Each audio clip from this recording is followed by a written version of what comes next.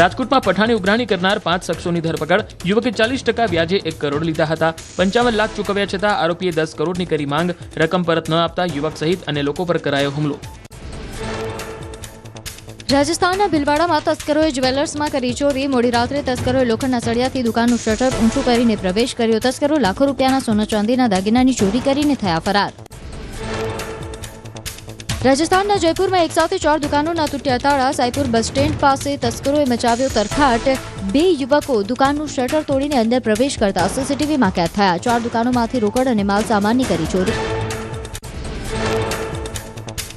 તમિલનાડુના સેલમમાં કરિયાણાની દુકાનમાં થઈ ચોરી. મધરાતે તસ્કરો દુકાનનું તાળું તોડીને ચોરીની ઘટનાને આપ્યો અંજામ. અનાજના કટ્ટા, તેલ સહિતના સામાનની કરી ચોરી. અગાઉ પણ 3 દુકાનોમાં થઈ હતી ચોરી. એક પછી એક દુકાનોમાં ચોરી થતા વેપારીઓમાં ભયનો માહોલ.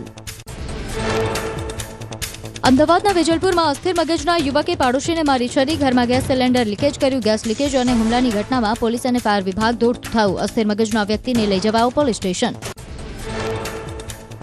રાજસ્થાનના ચોમુમાં એક યુવક અને યુવતીએ વૃદ્ધા સાથે કરી છેતરપિંડી. વૃદ્ધાને નોટોની ગડ્ડી બતાવીને કાનમાંથી બુટી ઉતરાવી લીધી. મહિલાએ નોટોની થેલી ખોલી ત્યારે તેમાં કાગળના ટુકડા મળ્યા. ઠગાઈનો અહેસાસ થતાં જ મહિલાએ નોંધાવી પોલીસ ફરિયાદ.